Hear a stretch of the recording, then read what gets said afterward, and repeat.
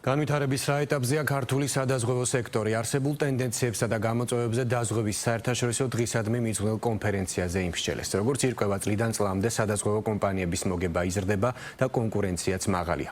გაზრდილია სადაზღვევო პროდუქტების მიმართ მოქალაქეების ინტერესიც, თუმცა კვლავ რჩება პრობლემები, რაც ამ დრომდე მოუგვარებელია.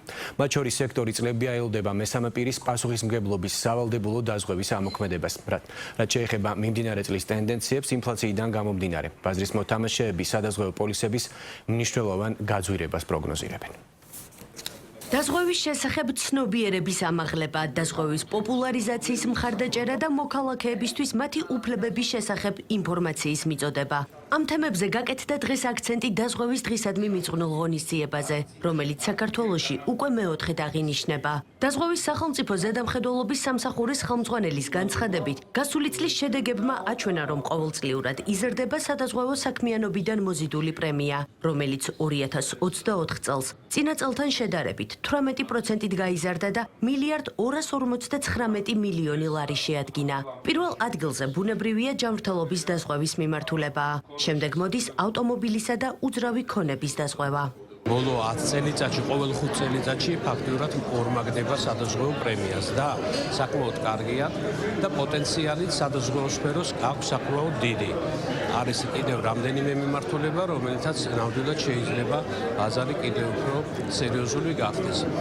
ჩვენთვის ასევე მნიშვნელოვანია და ერთ-ერთი მთავარი ფუნქცია მომხმარებლის უფლებების დაცვა, მათი გათვითცნობიერება, რა არის სადაზღვევო პროდუქტი, რატომ უნდა შეიძინონ. რიცხვები მეტყველებს ყველაზე მეტად იმასთან დაკავშირებით, რომ ეს თანამშრომლობა ჯანდაცვის სექტორსა და სადაზღვევო სექტორს შორის აქტიურად და წარმატებულად მიმდინარეობს. ჯერ არ მახსენდება, რომ წარმოდგენილი ყოფილიყოს რაიმე ისეთი ინიციატივა, რომელსაც სამინისტრო ინტერესით არ გაცნობია და ამ კუთხით თანამშრომლობა არ შემდგარიყოს. მომავალშიც, რა თქმა უნდა, ასეთი მოსალოდნელია, რომ გაჩნდება და მათ შორის შესაძლებელია ეს იყოს, რა თქმა უნდა, ეგრეთ წოდებული დაშენების ინსტრუმენტი.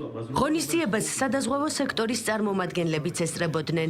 გასული წელი მათ წარმატებულად შეაფასეს და იმედი გამოთქვეს, რომ 2025 წელი კიდევ უფრო გაუმჯობესებული მაჩვენებლებით დასრულდება და სექტორი დინამიურ ზრდასა და განვითარებას გააგრძელებს. რაც შეეხება გამოწვევებს სადაზღვევო ინდუსტრიაში, აღნიშნავენ, რომ ინფლაციიდან გამომდინარე მოსალოდნელია, რომ მიმდინარე წელს პოლისები გაძვირდება. საუბარია ფასების დაახლოებით 12-15%-იან ზრდაზე.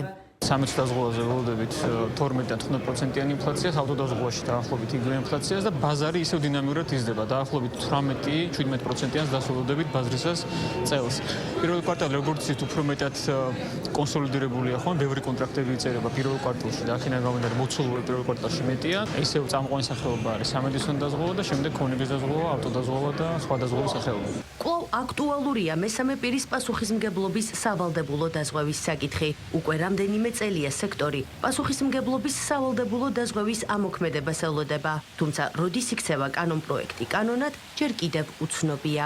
ძალიან ძნელი სათქმელია დღევანდელ ტურბულენტობაში პარლამენტი რისთვის მოიცლის ან ვერ მოიცლის, შესაბამისად პარლამენტმა უნდა მიიღოს სავალდებულო დაზღვევის კანონი, ამიტომ დაველოდოთ და ყოველ შემთხვევაში ძალიან დიდი საქმე არის გაკეთებული წლების განმავლობაში, ბოლო 5 წელია განსაკუთრებით ინტენსიურად მიმდინარეობს მუშაობა სავალდებულო კანონზე და მზაობა არსებობს. ავტომობილების მფლობელთა მესამე პირის სავალდებულო დაზღვევა ძალიან მნიშვნელოვანი პროდუქტია.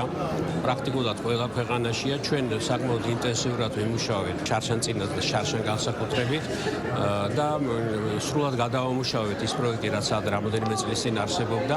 თანამედროვე სტანდარტებზეა ამჯერად ეს უკვე გათვლილი.